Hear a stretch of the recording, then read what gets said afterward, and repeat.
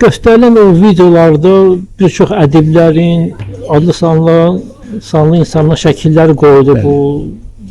Belə fikir yaranır ki, onlar da Baha'i olublar. Düz yaranıb fikir. İndi bir adlı və Mirzə Ələkbər Sabirə geçək. Bizdə bir xanım var, Mərziyə xanım. Siz bizim filmə baxdınız, Kinoteatr Nizami'də may ayında böyük prezentasiya oldu. Yox, görməmişəm. Yadıma düşmür. Mən sizə göndərmişdir, baxmışam.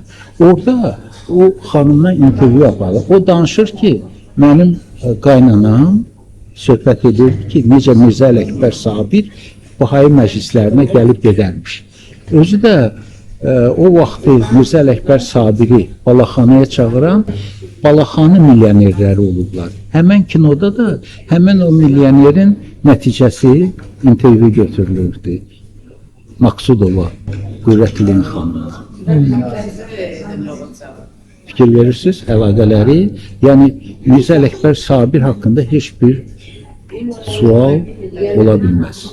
O həmən kinoda Hüseyin Cavid barəsində də danışılır. Hüseyin Cavid öz xanımı ilə görüşəndə necə görüşürdü? Allahu Əkbar. Bahaylar necə görüşürlər? Bir-birləri ilə Allahu Əkbar deyərək. Nə deyirlər? Allahu Əkbar. Allah nurluların nurlusudur. Və Hüseyin Cavidin əsərləri Rusça desək, pranizmın ideyamı verir Baha'i. Bu ideyalarla doludur.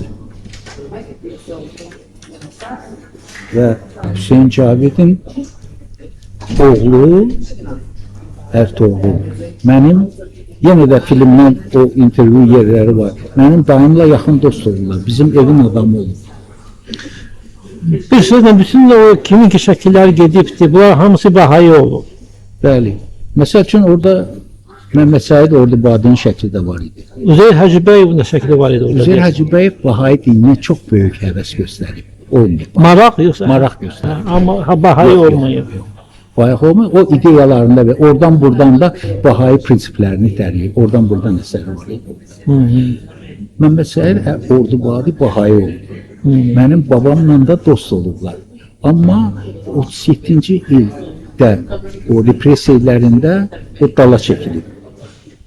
Və dala çəkilməkdən əlavə onun tarixi çox böyükdür.